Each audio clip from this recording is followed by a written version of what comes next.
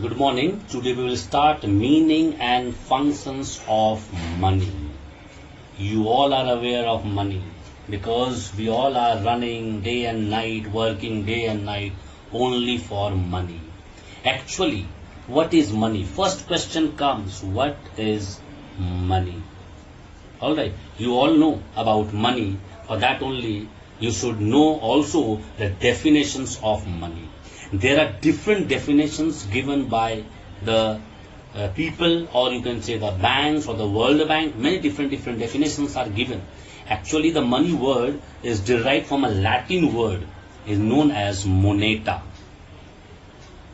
Alright, moneta, M-O-N-E-T-A, moneta. Now, moneta is actually the surname of a Roman goddess of Juno. Alright, Roman goddess Juno, her surname was Moneta. Alright, in whose temple is at Rome. Alright, in Rome, one temple is there where first time money was coined. First time money was coined. And after that, when money coined, after that, different definitions started coming. The first definition is legal definition. Legal definition of money. Anything, remember that, if you want, jot it down. Anything declared by the government as money is called money. Anything, if a torn page, white page, they are telling it is 5 rupee, we will have to accept it as a 5 rupee only. We cannot say we will not accept, because that becomes a legal definition, that becomes a legal money. Clear? Like paper notes, coins, they are known as legal tender money. They are known as legal tender money. Second definition is functional. Functional definition. Now, what is functional definition? Anything which generally acts as money. Now, as government said, this is a white page, this is 5 rupee, and that started functioning in the market. Everyone started following it. So that comes under functional definition. Now, there are two more definitions known as narrow definition. And the next one is known as broad definition. Narrow definition and broad definition. Now, what do you mean by narrow and broad definition? Actually, money consists of those things only which are used as a medium of exchange. It includes the currency and the demand deposit. This means in narrow definition, or in the narrow, you can say the concept was very narrow, that they have considered only the currency as well as demand deposits. That's all, which is there in the bank, and which the currency we are using from our pocket, we are taking out, handing over to people to take the products. That is a narrow definition, because that consists of those things which are used as a medium of exchange. I am giving you 10 rupee, you are giving me half kg of brinjal. So this is a give and take, so which comes under the currency. So this is a narrow definition. But broad definition is little bit broad also in definition. Alright. How? Because it consists of those things which are used as a medium of exchange. It will be there. This two will be there in this also. Medium of exchange, and also those things which have a high degree of moneyness. Alright. Where the money is associated, where money is attached. Alright. Where everything we can say that yes, if we will sell this one, we will get money. See, money is associated. Alright. Beside currency and demand deposit, it also includes the time deposit. This will be there. This will be there. This will be there, as well as time deposit. Now, what do you mean time deposit? Today you purchased one land in 5 lakh rupees, maybe 1 kattha. After 20 years, the time, after 20 years, maybe that 5 lakh rupee per kattha will be 10 lakh rupees per katta or 15 lakh rupees per katta, whatever, the price will increase. This is a time deposit. You deposited 5 lakh rupees by purchasing one land. Sometime, leave this one. Second example I'm giving you, suppose you'll go to the bank and you'll ask, sir, what is the ROI, rate of interest of FD? FD rate of interest is more than the saving rate of interest. But in FD, you'll have to keep for certain time. Maybe 1 year, 2 year, 3 year, 4 year, 5 year, maximum 10 year you can keep. So that is a time deposit. Clear? This over. Now come forms of money. Forms of money. Now different types of money are there. This is not there in your syllabus. Again, I am again telling, this forms of money is not there in your syllabus, but little bit I will tell you, because if I will not tell this forms of money, you will not be able to understand chapter later on. Clear? First is the credit money. What is credit money? It refers to the money whose value as money is greater than the commodity value. Like value of any material which is made. Suppose token money is rupees 5, rupees 2, rupees 1 and the currency note. Alright, now what I mean to say, the credit money means the money which is available. Suppose you are paying 12 rupees. From where you will pay 12 rupees? 12 rupee note is not available.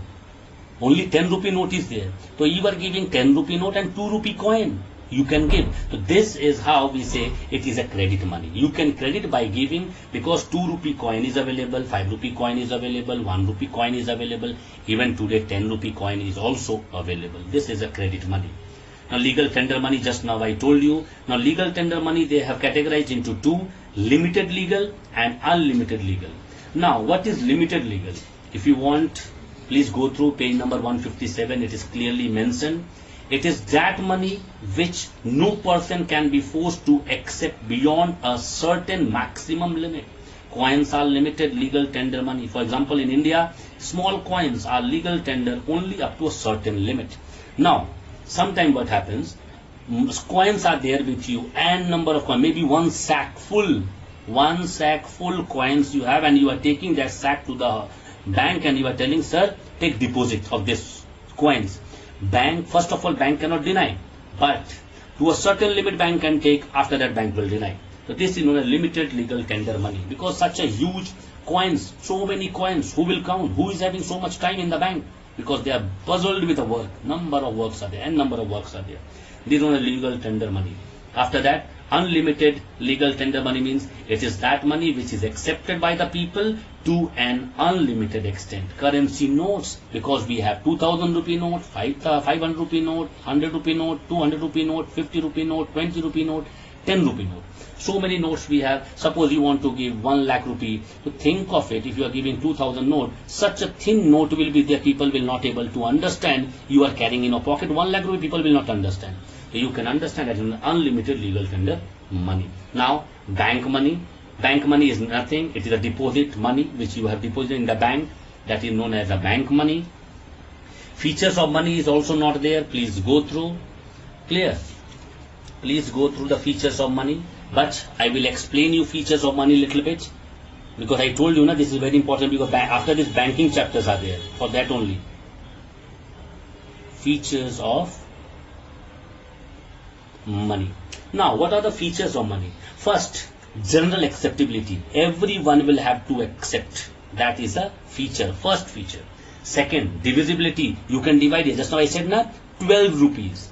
You can give one 10 rupee coin and one 2 rupee coin. You can divide. Divisibility is there. Earlier when the barter system was there, this was not there. This was not prevailing also. Why? Because that time you give me one house, I will give you one cow. Think of it, one house is costing maybe 1 lakh and one cow will be costing how much? Maybe 10,000 rupees. So you can understand 10,000 you got one house. But today you cannot do, because divisibility is permissible. Durability. Money lasts very long. Why? Because once you have money, you are taking more precaution than your body also, than your life also, your money. Why? Because durability. And that is only increasing the durability of the money. Cognizability. Anyone can recognize money. If you will give 500 fake note to any shopkeeper, by touching the note, they will tell you, Bhaiya, ye note jali hai, farji hai. They will tell you. Because of that, cognizability is there, that once you will see the money, you will able to understand. Portability, it is very important. You can port your money, you can take your money from one place to another. Suppose you have land in Dhanbad, you are going to Punjab, you will not carry your land, but the money you have in your pocket or at home or in the bank, you can carry that one to Punjab. Clear? Portability is there, good portability is there. After that, homogeneity. Homogeneity means that quality. You will see the quality of the page which they are using. Each and every note is having the same page, because the page is coming from Switzerland. India, money, note, currency, and paper is coming from Switzerland. And because of that, China, Pakistan also started purchasing from Switzerland, so that they can make India's duplicate copy and they can sell, or they can send the fake note in India, because they started purchasing from Switzerland. Stability, this is very important, because money should be stable in the value. Alright, it serves a measure of value, because if it is not stable, 100 rupee is counted as 10 rupee, or if the value of 100 rupee is 10 rupee, it is not stable. This proves that we cannot rely upon money also. We should rely upon money, and for that only there is stability in the money. Because if it is 100, it will work like 100. If it is 10, it will work like 10. It is not that 10 will work like 100 and 100 will work like a 10. Clear? Now, functions of money is also not there in your chapter. There are many functions: primary function, secondary function, and contingent function. Primary function, two type: medium of exchange and measure of values. Clear? Medium of exchange means when we give, we purchase something, we give money, we take the goods. Measure of values means we can easily measure. In 1 kilo I can give this much price, 1 liter I can give this much price. So we can measure the value and we can pay the money. This is a primary function. Secondary function, standard of deferred payment. What is standard of deferred payment? Suppose today I took one cloth in the market and I don't have money in the pocket. I will tell him, Bhaiya, I will pay you tomorrow. So this is known as deferred payment. My payment is lingered. Tomorrow they will take my payment. Store of value, easily you can store the money wherever you feel like, maybe in a bank, maybe at home, in the cupboard, maybe in your pocket, you can easily keep. Transfer of value, you can transfer the money from one place to another. You can give your money to anyone. Suppose you are purchasing online, you can give payment there by transferring your fund. Contingent function, many are there. First is maximization of utility. Now, maximization of utility means it helps the consumer in maximizing their satisfaction. You are utilizing the money for your own satisfaction. You can satisfy yourself more and more, you can satisfy. Second is maximization of profit. If you have money, you can make more money. Why? Because after investing money, you will be getting return the good money. This is known as maximization of profit. Distribution of national income. Now, we all are aware that money, or whatever the money is there, it is included in the national income. Your income is included in the national income. Now, like wage you are getting, rent you are getting, rate of interest you are getting, profit you are getting, all are expressed in money terms. And because of that, it is known as distribution of national income. Because this is a national income. Whatever income is, our income is a national income. We can segregate that one. It is in a form of a rent, in a form of a dividend, in a form of a royalty, in form of wages. You can give. Clear? And next is basis of credit. This is very important, because in the modern economic system, because two type of economists are there: modern economist and the old economist. Modern economists, what they say, that credit plays a key role and money considers the basis of credit. Because if you will go to the bank, for what purpose you are going? Suppose you want to take loan. What loan you want? You will take money, nothing else. Bank will say, I will give you paper, you will take. Bank will ask you, I will give you pen, you will take. No. You are in the money only for the credit. So that is a loan, that also in the form of money. So this means basis of credit is the money. We can take in the form of a check, in the form of a draft, in the form of a bill of exchange. In any form we can take from the bank or from anyone, because that will be again given to the bank and we can encash it. Clear? This is all about this chapter today we completed, and next class we will start the basic chapter that is known as commercial bank. For that only I taught you this one, because this is very important. You should understand this one properly. Then only you will be able to understand commercial bank.